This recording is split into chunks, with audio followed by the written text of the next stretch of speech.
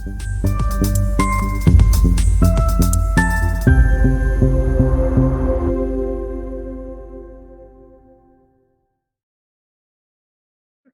to our professional development webinar using Turnitin's AI writing detection tool when grading. Today's session facilitated by Professor Elizabeth Kroll, COTE Assistant Professor, Faculty Senate Member, Light Center Professional Development Support Team Member, will cover everything from our academic integrity policy found in our faculty handbook and student catalog to practical demonstrations on discussing plagiarism with students, grading assignments accurately, providing constructive feedback, and properly filing the plagiarism report form. Furthermore, we'll discuss how to teach students to reference and cite AI as a research source, ensuring that all their work maintains the highest ethical standards. But first, to ensure a smooth and productive webinar experience for all participants, Liz, can you please go to the next slide? Please keep your microphone muted throughout the webinar. This will help maintain an organized and instruction-free environment. If you have a question, please use the chat box to submit it. We will review all questions and address them as many as we can. The webinar will be recorded for future reference and for those who could not attend today's session. The recorded webinar will be distributed in the PD2Go newsletter next week. So now I'm going to give the floor to Professor Elizabeth Kroll. Thank you, Professor, for facilitating today's session. Thank you. Thank you, everyone, for being here. I have been teaching at Westcliff about 4 years. I'm a web developer and marketing specialist, and I have also provided information systems, accounting, and financial consulting for my clients. In 2002, I left my day job in corporate America as a manager of information technology operations and software development to open a company called VIP Biography, completely different. The idea was to help people and their families record their life stories, to capture all the memories in their photos and their films and their tapes, and make that available securely and online generations into the future. And I still have clients from that. But that business evolved into doing something similar for organizations and their websites and their many projects. So that's a little bit about me. And the proper and improper uses of AI in education is a huge topic. And we'll talk a little bit about some of the proper uses, and then we'll get into the academic integrity and plagiarism, grading and feedback, how to use the Turnitin AI writing detection score, how to meet with students and grade the assignment after, and then filing the plagiarism report form. At the end, we'll have a few minutes for closing thoughts, and that's our agenda. So there are so many great ideas about the proper uses of AI in education, like generating ideas, building clarity around iterative dialogue with a chatbot, developing stronger arguments, and so many more wonderful uses of AI in education. But that's a different webinar. Coming up in a couple months, we'll be able to get into some practical uses of AI in the classroom, although I will introduce a couple here because they're really fun and you may want to try some of them. So the improper uses are using a chatbot to generate sentences, paragraphs, or even entire essays without proper citation. Okay, it's okay to use a chatbot, it's okay to use AI, but you've got to give credit to that source and you've got to include enough of your own ideas. In fact, it should be all your own words, your own ideas, and only a really small part related to some kind of AI chatbot generated content in your paper. So you can't submit an essay that's been generated by AI. You have to make significant major revisions, and it has to be based on your own original thoughts. And then submitting AI generated images and music or other work like code. You know, we've been reusing code for a long time. I have a story about my first days as a maintenance programmer in accounting software, and my coworker looked over my shoulder and asked me what I was doing. I said, "Oh, I'm writing a calendar because I'm going to do payroll. And so we need a calendar to calculate the hours and the vacation days." And he said, "Oh, Liz, just drop this line in your code. It'll pull it from a library. It's a subroutine. Don't do that." Right. So we've been doing that a long time. But when we use AI generated code, which is great, okay, we need to be sure that we reference and cite the source of that and not indicate that it was our own work. So the existing policies today are found in the faculty handbook, the catalog and student handbook, and then in the AI tools PowerPoint guidance provided by academic leadership. So every time a faculty member agrees to teach a course at Westcliff, they're agreeing to support the academic integrity policy, specifically plagiarism, which identifies artificial intelligence when it is not properly referenced and cited is plagiarism. And the sequence of tasks that faculty are agreeing to perform when they agree to teach that course is that they review the materials using something like Turnitin to see if it's really plagiarism or AI writing. And then you allocate a grade of 0. That's what it says we're supposed to do. And then we're supposed to meet with the student to review the offense, okay? And you have options once you meet with the student. You listen to what they have to say, and based on what they say, you have options. We're going to talk about those options. And you can then change the score from a 0 to whatever you think is the right score. And then finally, you're to file a plagiarism report form so that it is logged in a repository so that if the student continues to do this in the next course, it is on record.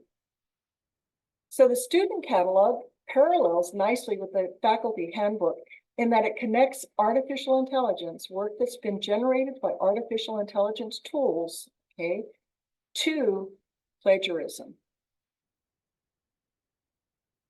And of course, the new anti-plagiarism checker in Turnitin helps us identify when there may be AI-assisted writing in student work.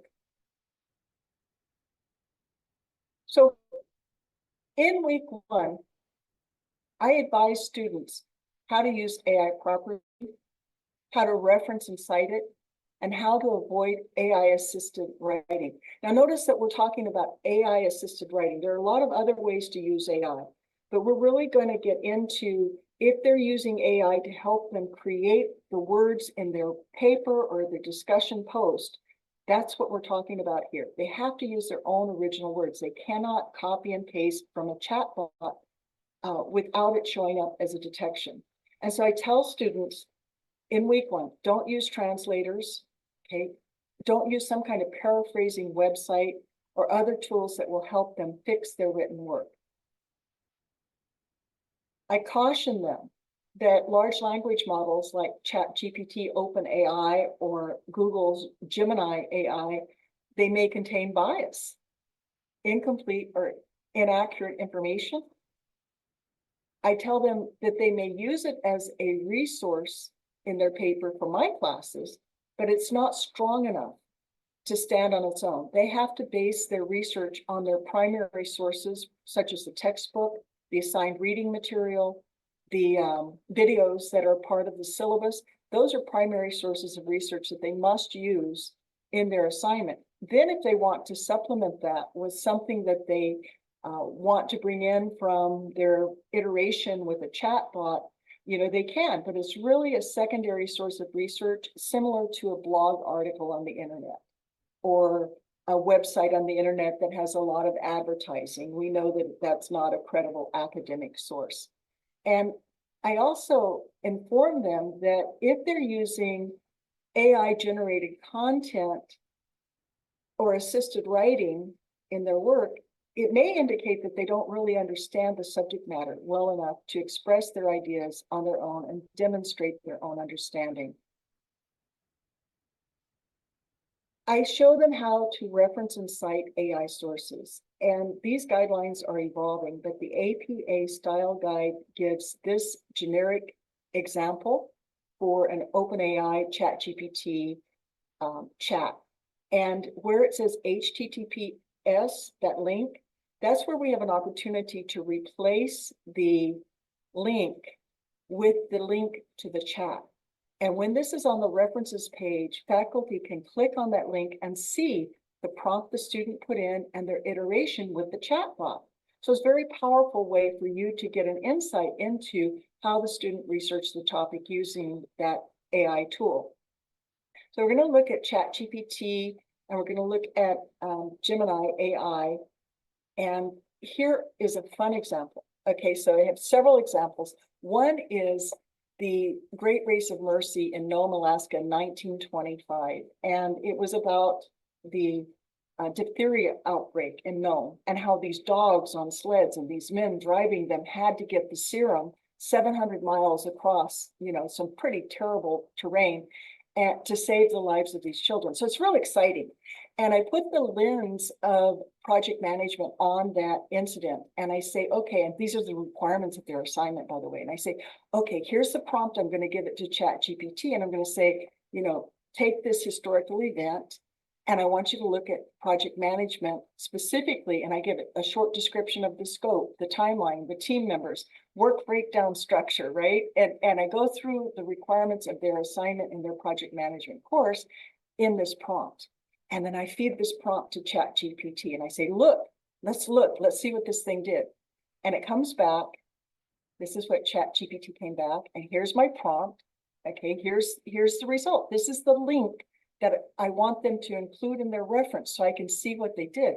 And here's my prompt, anonymous. I guess I wasn't logged in. And it says, okay, I want you to do this. Well, the first thing it says, ChatGPT says, I'd be happy to help you with that, but I really don't know what you're talking about. Okay, so it says, I don't know about the Great Race of Mercy. So I gave it back and I said, do you have access to the 1925 serum run in Nome, Alaska? And it went, yeah, okay, I got it. And then it came back with a pretty good analysis using my criteria on that historical event from a project management perspective. And I asked students to do this too, okay? And I asked them, evaluate the results. Is it reasonable? Okay, you've just read about project management. You've read what's included in a work breakdown structure. How well did ChatGPT do? Okay, or does it need work? Then I show them, here's how you get the link. It's in the upper right-hand corner of your chat. And here is the reference that you can put on your references page with the link so I can see your chat. And here are the citations. Yeah, we're all like, this is fun. Then I go to Gemini and I say, okay, same prompt, okay. And I give this to Gemini and I say, come back and tell me. And so I go and I look. And it comes back with this and it says, unfortunately, I don't have enough information about that. I can analyze a fictionalized version, and it gives me the fictionalized version. Now, sometimes students will copy and paste the results of this into their work without reading the fact that this is not credible. Okay, this is not good information. But what I'm showing the students is that they have to be really careful when they use these tools, that they are critically thinking about what they're being told, because these tools are not reliable. And so it's a fictionalized version of events. What I do then when I get something like that, I go find a credible source of information. So here's a credible source of information. Okay, and I copy and paste this information into my chat. And I say, now based on this good information, tell me what are the results of the analysis. And I've had students tell me that they even will take the chapter from the textbook and paste it into a chat bot and say, okay, based on chapter 12, and they'll ask it all kinds of questions. And they ask it questions that help them complete their assignments. Nothing wrong with that. I am thrilled when someone says, oh man, I'm using this all the time. I'm iterating with it. I'm getting some good ideas. And I say, but then you turn away and you write your paper. Okay, see, you can do all that stuff. That's good. But now I want to hear what you have to say. I want your own original thoughts about that.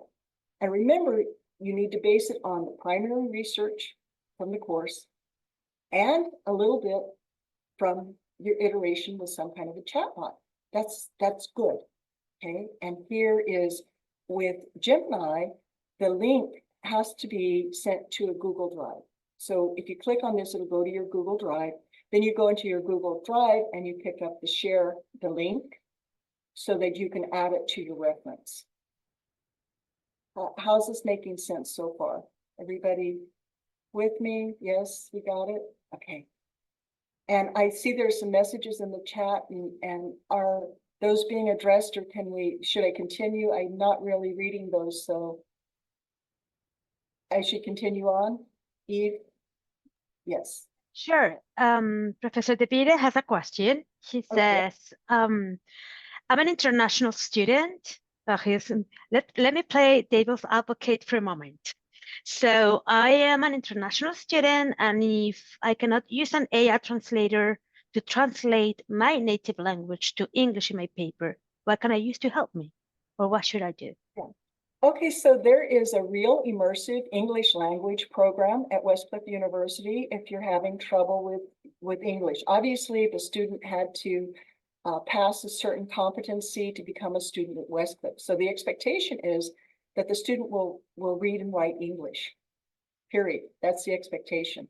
Now, the ARC is available to help. The Writing Center is available to help. And I believe that Westcliff has additional resources that can help you meet that standard, but the standard is what your work is going to be measured on. So you cannot use a translator without it flagging an AI writing detection.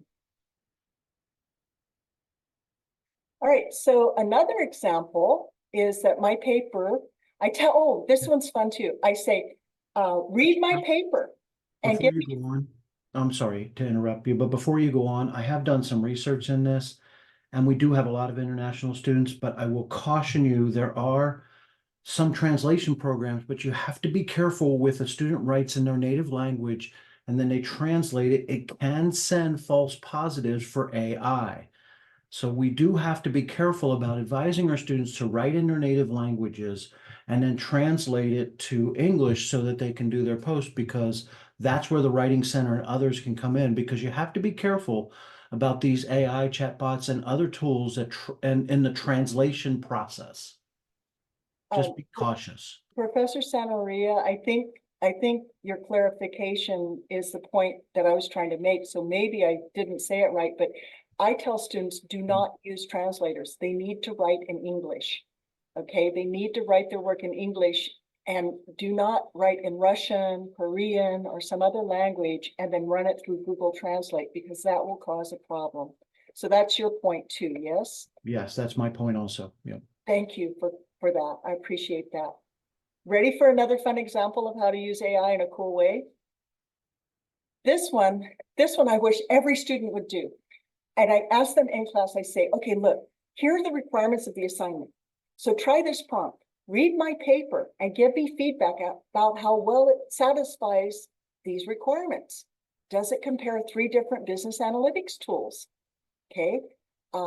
Does this paper present a business case? And does this paper justify its reasoning and selection criteria?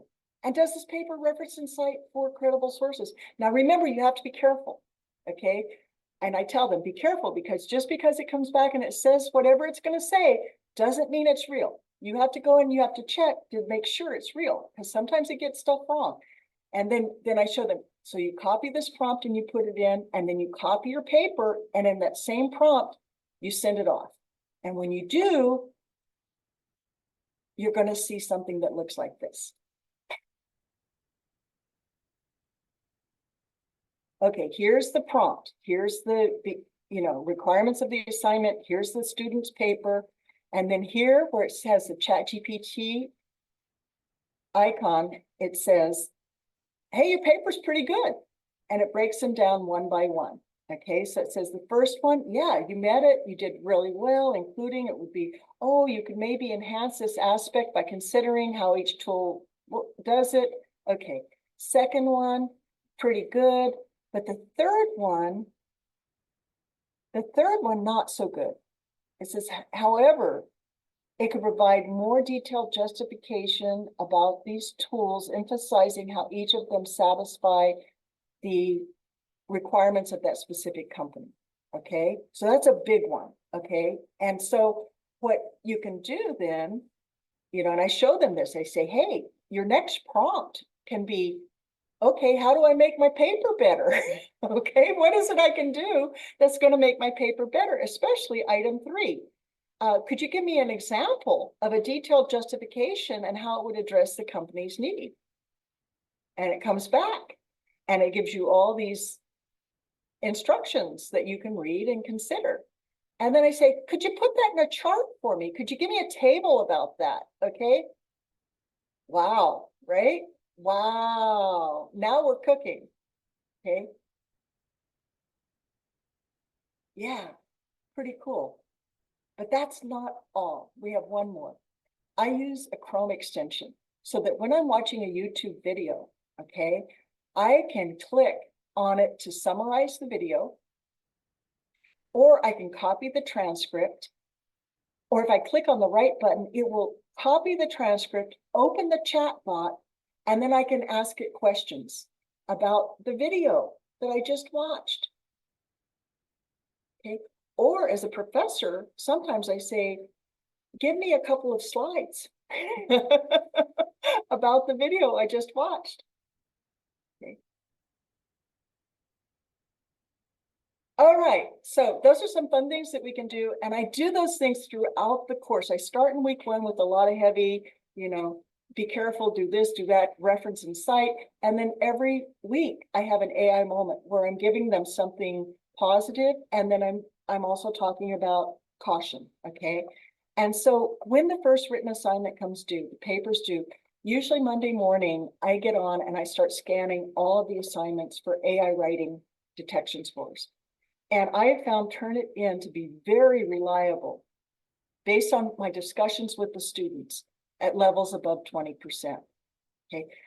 So I scan and I read and I look at the papers, and the ones that have a high AI writing detection score, like this student, 71%. Well, that's the first indication that there's been some kind of assistance in writing this paper, because Turnitin says so. Okay, and that's a tool we're given because it's a very reliable tool. That's what it does. And another way you can recognize AI writing is that if you're using AI yourself, you'll recognize a lot of bulleted and numbered lists instead of paragraphs. And you'll have a lot of single sentence paragraphs, or a tag colon sentence structure that I'll show you in a minute, or language that is very different than the student's language, or excessively long responses to discussion questions that run, 600 words when 250 is the goal, or 800 words, or 2,400 word paper when they only need, 1,200 words. All of those can be flags about, what potentially can be AI. Plus AI, depending on the chatbot you're using, they use specific terms too, like delve, D-E-L-V-E. Real popular terms. So when you hear, but people don't usually use that word delve into, but AI uses that word. So there are certain phrases and keywords, if you're using AI, you can be suspicious that there may be some AI assisted writing. Here's the tag sentence format, tag colon sentence. And notice the student had inventory management, numbered list, not a paragraph, a bolded tag, a colon, and then a sentence or two. Same thing, personnel allocation, colon, tag sentence format. Okay, 71%. So I'm pretty convinced that this student is using some kind of AI assisted writing. And I even go and I look to see if they're referencing AI. Because if they're referencing AI, it may be that they're not understanding that they still have to do their own words. They still have to write it themselves. Okay, it adds a quality to my consideration when I look at their references. And so when I determine that this is likely AI writing, I download the AI writing detection report. And here's where you find it. Okay. And then I open it up and I read it, because it explains its limitations. It explains its accuracy. It shows you exactly what's been flagged as potential AI writing, or Turnitin, it is AI writing in Turnitin's view. And then I request a meeting with the student and I attach the report to the email and I ask them, read this report before we meet. This is what we're going to talk about. And then I issue a 0 score because that's what the policy says. Okay, you issue a 0 score. And I put a comment in the feedback summary, text comment. It appears the paper was written with AI assistance. Okay, and I explained the policy a little bit. And I say, I want to meet with you. And then I put it at the head of the paper and I issue the 0 score. So now I'm waiting to meet with the student, right? This is Monday because, you know, the week runs very fast and you've got to meet with the student. So when you meet with the student, the purpose is to identify what's causing the AI writing detection score. That's really what you want to understand. And so I asked the student, explain to me how you wrote your assignment. And I listen really carefully. And I'm trying to help them identify what happened here, okay? And often they will describe some use of AI writing assistance that they didn't recognize was AI writing. Or they didn't believe me when I told them in week 1, or maybe they were so busy thinking about where they were going to sleep that night because they just got into the country, you know, 15 hours earlier, that they didn't hear what I was telling them, okay? But usually when you meet with a student, the most often response after I listen to them is they weren't aware, they didn't realize. And now they're aware because we're talking about what it was, what tool caused this. Sometimes a student will say, yeah, I knew what I was doing wasn't right, you know, but I was in a hurry, I wasn't feeling well. And so, yeah, I used ChatGPT or I used some other assistance and I copied and pasted, but, you know, I thought maybe it would be okay. I don't know. Yeah, okay. Yeah, I did. Okay, you get that. And then sometimes they say, you know, I gave the chatbot the assignment prompt and I copied the results into my paper, but I paraphrased, I modified it significantly. I changed some words and they're not understanding that that's not okay. You can't do that, right? You can't do that. Or they wrote the paper in another language and used a translator. Can't do that either. Or they researched the paper and they wrote it and then used Grammarly or a paraphraser tool to clean up their writing, to fix their grammar. Or as they were writing it in Microsoft Word, for example, it suggested to them, they had some kind of an add-in like Copilot that said, hey, you could say this better. You want to click here, you want to say this better? And they click on it and they write their whole paper that way because, right, it's easier to say it the way the bot's suggesting to you and it sounds better, or so they think, right? Not always, but these are the most common kinds of discussions that I have when I'm asking them, you know, how did this happen? So yes, Eve, Dr. Yeah. I just wanted to say that there are a couple of questions for you on the chat. One, it says, if AI is part of Turnitin, then why that score of AI does not add to the Turnitin? I don't understand the question. Could you ask? So Professor Beglari, if you can unmute, and can you please elaborate on your question? Yes, of course.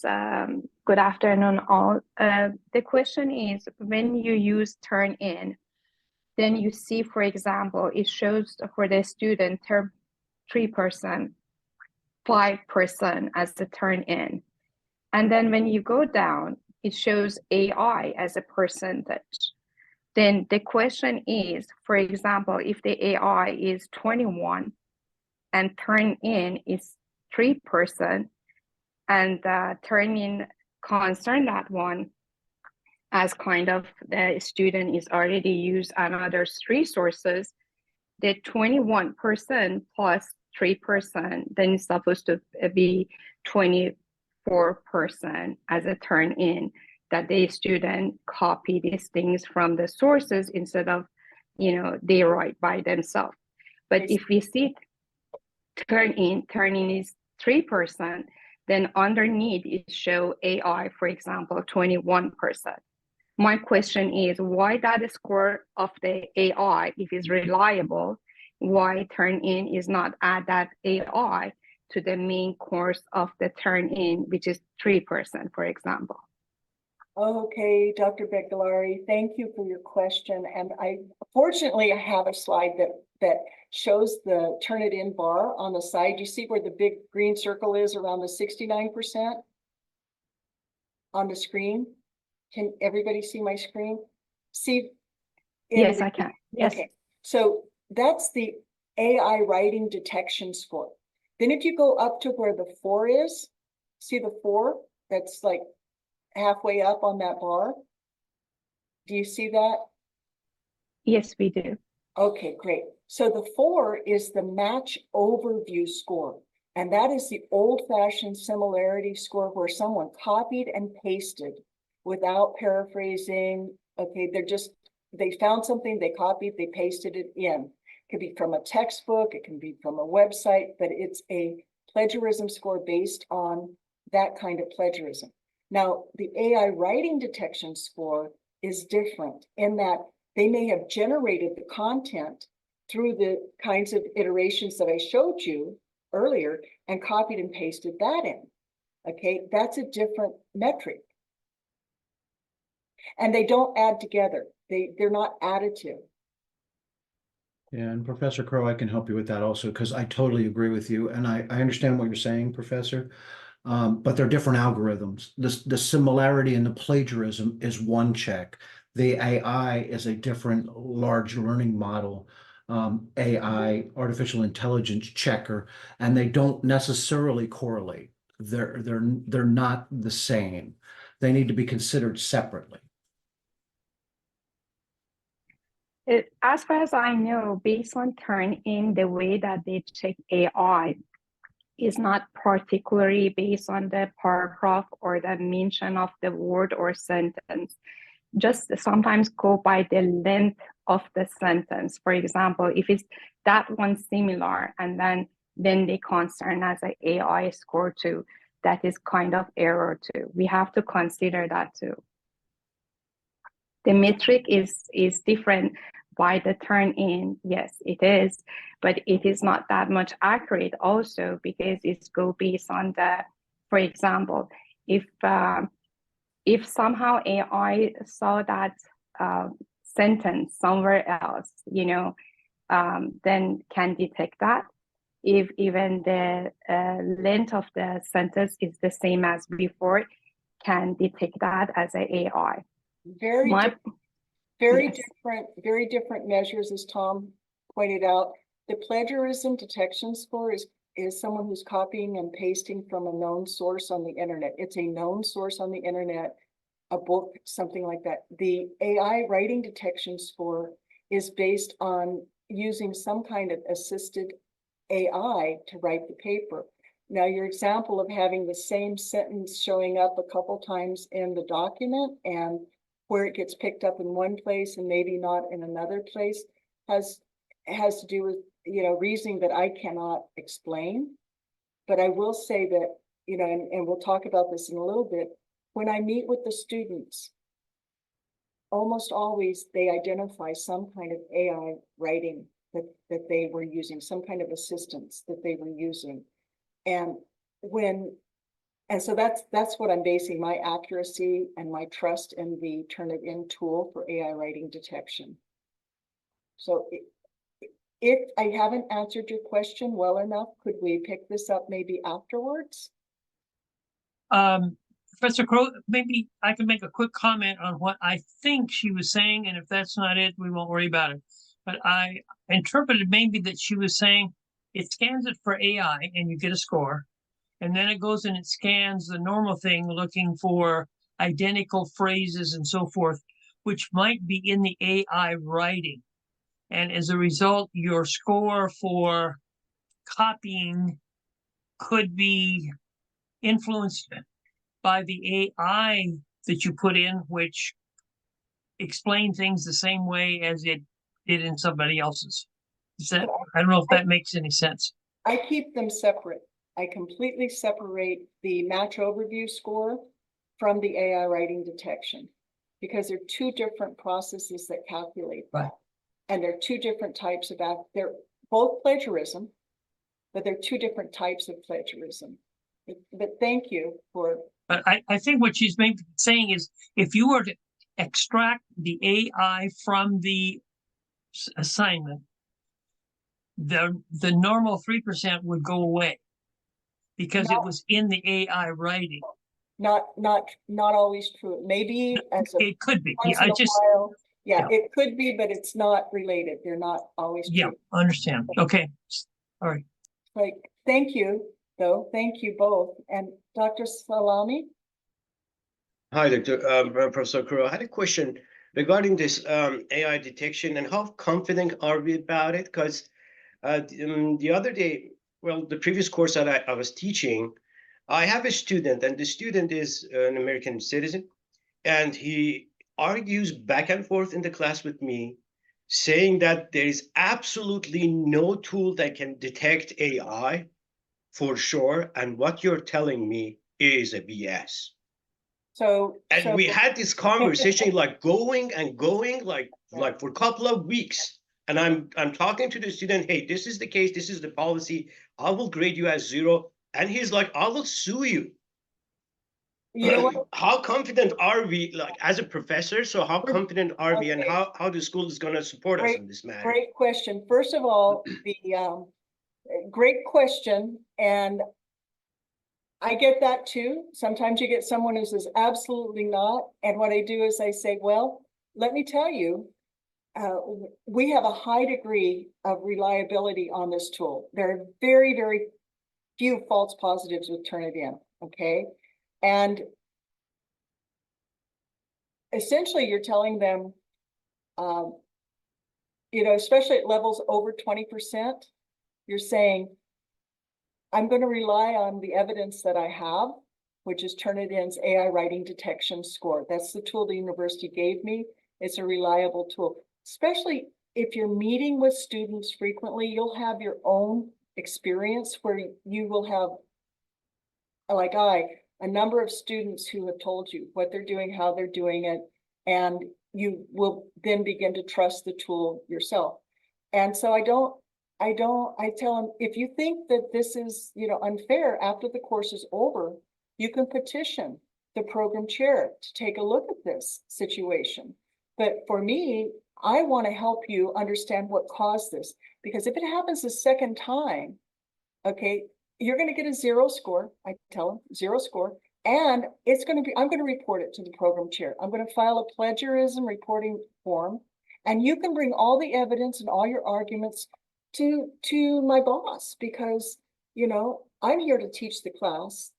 These are the policies, and I can appreciate that you may not agree, but as a student in this university, right, there are rules, and page 72 of your handbook tells you the rules regarding this. Thank you. Okay, this is exciting. Okay, so after I meet with the student, I grade the assignment, okay? And I give them the feedback, and I document the outcome of the meeting. So often in the comment section, I'll say, update, I met with the student. They told me that they used Grammarly after they wrote their paper. And then if that is the case, okay, I may allocate points for their research. I may allocate points for their punctuality. I get to grade the way I see is fair, okay? And so professors can allow a resubmission with a grade reduction. That's straight out of the policy. I can't do that. In my class of 30 students, I had 15 unique instances of AI writing detection scores at levels above 30%.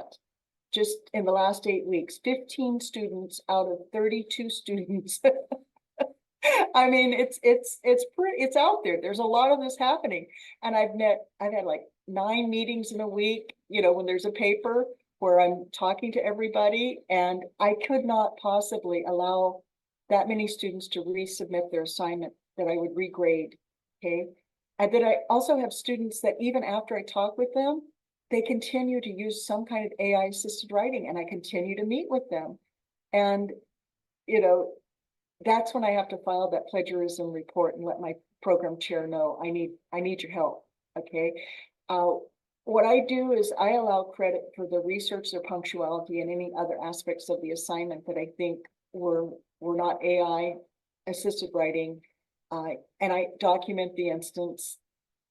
Also, some a rare occasion, I did have 2 students who convinced me that there was something not right in the detection, okay? And so I just said, you know, I'm not convinced, and you know, it could be a false positive. And that was my note, is, you know, I'm not convinced that Turnitin is right here. You know, most of the time I am, but a couple of occasions I just had to just think, well, maybe it wasn't. And then if the student doesn't meet with you, okay, before your grades are due on Friday, the 0 stays in the grade book. Okay, so for this student, this was his 3rd time. And I was really struggling with this because it was his 3rd time he was using AI writing assistance at a significant level. But when we met, he was new to Westcliff. He was taking his first course with me, and he was also taking his orientation modules at the same time. So he had a lot on his hands, and he had done his own research. I was convinced of that by looking at the quality of his research and this discussion that we had, and he turned his work in on time. So that's 40 points right there. The research is good. It was turned in on time. And there's a little bit more for his content. So I changed his grade to a 46, but I did file a plagiarism report form. Actually, I filed several for this student. The first time when I file for a student, I indicate I don't need the program chair support because it's the first time we just met. I just want it in the repository so that if the student does this in the next class or the next class, there's a record of it that we've met, that we've talked about it, and the student knows better. But the second time that the student does this, I'm writing the program chair, and I mark the box that says, I want your help, please, I want your help. And I send them an email message so they know that we've got a problem with the student, that they're not getting the message from me, that they're repeating this offense. I also, you know, tend to land some 0s on their assignments, especially on the 2nd attempt, especially if they've been with the university for, you know, a long time, and they know about plagiarism and they know how to navigate gap, and you know that. Okay, so what we talked about a few proper uses of AI. We talked about the improper use to help students write their papers and DQ responses. We reviewed the academic integrity and plagiarism policies, both for faculty and for students. And we've looked at the guidance of our Chief Academic Officer, Dr. Ying, who's personally reviewed these slides with me and said, yes, that is the policy, okay? And we looked at how to use Turnitin AI writing detection, how to have a discussion with students about how they're writing their papers. And we also talked about grading the assignment and filing the plagiarism report form.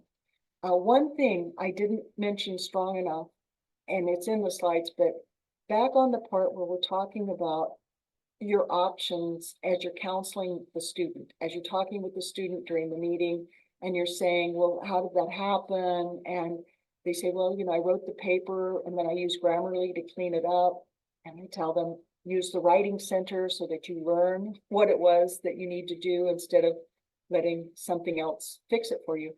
But some professors allow students, the advice they give students in week 1 is save versions of your work so that if your work gets turned in and it's flagged for AI writing, you can you can go back to an earlier version, and your professor can see, you know, where you were, that how much of this was your own original thought and your own original work.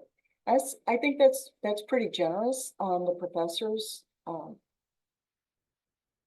advice, because it takes a lot more to do that, but that certainly is an option for us as professors.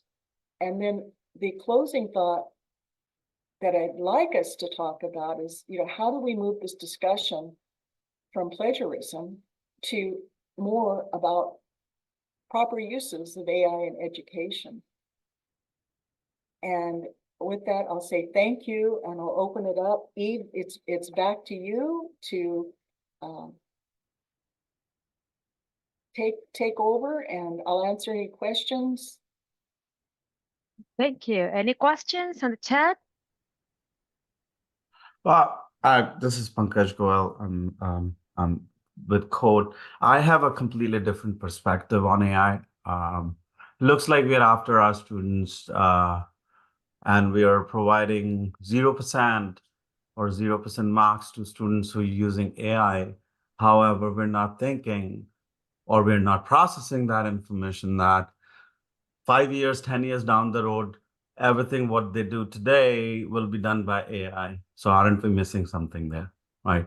Are we not embracing technology? This is clearly a disruptor, disruptor. So I believe personally, and by the way, I work very closely with Microsoft AI team, which is Copilot at Microsoft.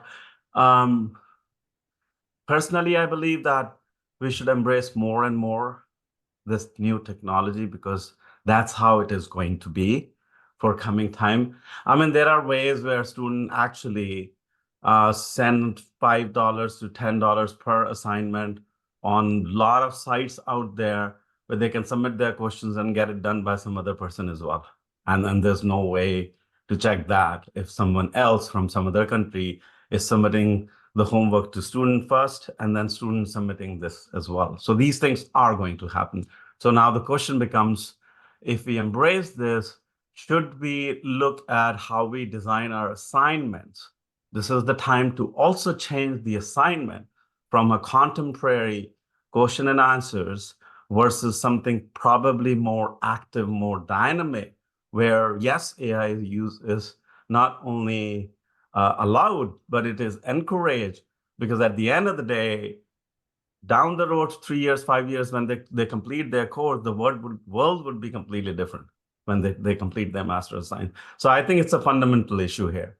I think we need to look at how the education itself is designed today. Will it fit into the same structural formula of what we have been doing for past 30, 40 years in education? That's my feedback. Thanks. Okay.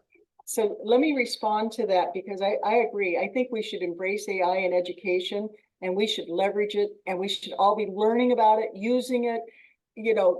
Get on board, man, because the train is coming through. And if you don't get on board this AI, generative AI, you're going to miss it. Okay. But, and the curriculum, I agree. We need to update our curriculum. We have curriculum champs that are always working on curriculum to do that. So I think part of what you're saying is going to be addressed by Westcliff. In fact, I know that it is being addressed by Westcliff. And yeah, you're right. Here's what I want to distinguish. Here's where I'm going to hit it hard, man. I'm going to hit this real hard. And I want everybody here to get this locked in. Our current policies in the handbook say that as a professor here at Westcliff, when you agree to teach a course, you're agreeing to abide by those policies regarding academic integrity. And that's different than what you're saying, Professor Goel. Okay. At Westcliff, students need to express their own ideas in their own words, whether they're giving a verbal presentation or they're writing a paper. They have to demonstrate that they understand the ideas they're expressing. And if they're using some kind of assisted writing to do that, that can put stuff in and make it sound better and bring in, they're not authentic. Okay, it's cheating, it's wrong. And we can't have that. Okay, that's not the outcome we want. The outcome is students need to read and write in English. English, man. This is English speaking country and culture. And people come here because they want those skills in business. They want to be able to express their ideas in English. So did that help a little bit to separate, what we're talking about very specifically, which is AI assisted writing and how we stop plagiarism, as opposed to how we leverage this thing to improve our thinking or find new research directions or examine our arguments? Well, I totally agree with you. I totally agree with you. Within the set of university policies, students and professor both have to follow the policies. I mean, that's why policies are there in the first place, absolutely. But also at the same time, working with students together, probably taking their feedback as well, and providing ours as well to make assignments in a way that there is a little bit of an element of which I don't know that yet because I'm still researching, where maybe they are recording their screen, for example, when they're coding. Just throwing it out there, just as an example, they are providing some kind of information that this is what they have done. So I get lucky sometimes because I do have some questions which require for them to add a screenshots of products at the end. So what I have started incorporating it, I have started asking them not only the end screenshot I need, but I also need the screenshot in between when they're compiling, for example, compiling the code, and they're getting these errors from the logs or from the compiler itself. So they can add a screenshot of that so that I know that they are actually trying it rather than just copying the code, pasting it, compiling it, and adding it to their assignment. Just an example. Yeah, that's an excellent example. And I hope you will, I'm going to write you and I'm going to ask you for more examples of how you're doing things, because the next time the next topic I'm working on in our Faculty Senate Committee is about proper uses of AI in education. So that's where I want to go. But what you're saying about compiling it and making sure that the student can execute their code, I think that's a wonderful way to address the academic integrity issue that can come from people letting AI generate their code, okay, and not running it, because it's very different when you can run the code and show it working. Completely different experience than just reading the code and thinking, oh yeah, that logic is good. Absolutely, totally in agreement. Professor Crow, there were two questions, the same question twice in the chat box. They're asking if it's possible for students to see the AI similarity, the AI percentage on their papers, or if you show them when you discuss with them. Mm-hmm. Okay, so when they get that AI writing detection report that you download from Turnitin, it shows it's highlighted everything that AI flagged. So they get that from you after they've committed the paper. Now, some students want to check their paper against some kind of AI detection before they submit it so they can fix it before it gets caught. And that's not something that we offer. And Professor Crow, let me caveat with that. I'm going to be honest, it does depend on the assignment. There are some colleges and some assignments to where the Turnitin report is not displayed to the student until after the assignment closes. So you just have to, it varies. It depends on the college, depends on the assignment, depends on the settings. In most cases, I have seen that the Turnitin report is shared with the students when they submit. But I also have seen some situations where some courses, some colleges do not share it with the students prior to the due date of the assignment. And that's a college decision. That's not a GAP decision. That's a college decision. So. Okay. Professor Santa Maria, we pay for the privilege of using Turnitin. Is that true? Where we actually pay some amount? Oh yeah, we pay a good, we pay quite a bit, by the way. And that decision comes from the executive management when they decide how they're going to spend the money each year. So, well, yeah, that's it's actually an IT, it's a technology department expense. Yes. GAP. I know there have been conversations about using a different checker, but those have not gotten any traction yet. So. Thank you. So I was just trying to, I was trying to be really clever there, but the point I'm making is the university trusts this tool. They pay for it. They want us to use it. The policy is good. And so it's our job. So let me ask everyone a question. How many of you are using, how many of you are meeting with students when you find a high AI? Yeah, good. Like to see that. Anybody else? Couple more. Hallelujah. Yeah, all right, you guys. I'm real happy about. Yes, good. Keep that up. And anybody here who hasn't been meeting with students that will start meeting with your students? Is there anybody here that yes, no? 100%, thank you. I hope if you're not meeting with your students, you'll start. If you are meeting with your students, you'll continue. And I hope that when you find fun ways to use AI in the classroom, you'll share them with me. So I'm always trying to do that myself. I think we're done, Eve. I don't know, maybe we're early a little bit. So, nope, perfect. You just gave me 5 minutes for me to invite everyone to our next initiative. So before I move on to the next part, which is inviting you to the 4 initiatives that we have coming up, I want to thank you, Liz, for facilitating this webinar. It's really informative. We are here because we need to talk about these things. Sometimes we need to have difficult conversations. And we were just discussing, Liz and I, like, we can agree to disagree on certain topics. And that's why we need, as faculty members, as colleagues, get together and discuss AI, how we can use it, how we can face the reality of AI. It's not going anywhere. Or the question that you posed, Liz, from the very beginning of the webinar, how can we move or how can we pass this AI only for plagiarism as AI as a teaching and learning tool? So we need to have more conversations about this, and hopefully we will have a second part to this webinar in the near future. But before we go, so thank you so much for facilitating this. Before we go, I want to invite everyone to our next initiative. That's next week on April the 30th. We have a reading club every month. It's called An Article and an App. And during this month, the April's session, we're going to be talking about the organized instructor, enhancing presence with time tools. So we will explore how being organized can greatly improve your effectiveness and presence as an educator. And of course, reduce workflow issues. And we're going to talk about different time management challenges and technology solutions that we can use in higher education.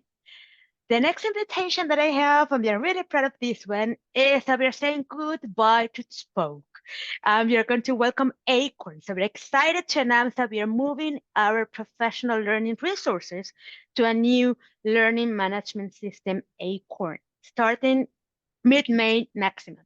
So we're working really hard to put everything in place. This new platform will improve your learning experience with better accessibility to educational tools. So I wanted to join us on May the 16th at 12 noon for a 30 minutes. It's going to be a really short live tutorial to learn how to use Acorn to find the right courses, resources, and webinars for you.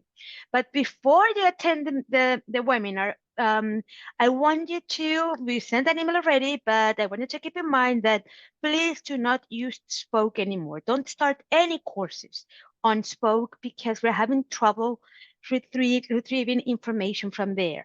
And we are just trying to move everything from Spoke to Acorn. But you have until June the 9th to download all your certificates, your transcripts. Make sure to download everything that you have on Acorn to support that you completed your courses. And we're working really hard for a smooth transition and plan to launch the new system by mid-May. We'll keep you updated on the exact launch date. So another initiative that I want to invite you is on May the 23rd. We are going to have a session on feedback for growth. So join Dr. Sarah Gray, she's from the Doctoral Writing Center, as we explore effective feedback strategies that promote student growth and development. This session covers timely and constructive feedback practices, fostering a culture of continuous improvement. And my last invitation is actually a session that I will be hosting every month. It's a 30-minute session, and it's called the 30-minute tip of the month. So basically, we're going to start a new series of webinars called 30-minute tip of the month, and each session lasting just half hour, we will we are going to be talking about specific teaching strategy and explore practical ways to integrate it into our teaching practices. So for our first session, we're going to be talking about incorporating videos into the classroom and how we can do pre, while, and post tasks to engage students. So please join us for all these initiatives that we have at the Professional Development Department at the Light Center. And thanks everyone for attending today's session. Bye-bye.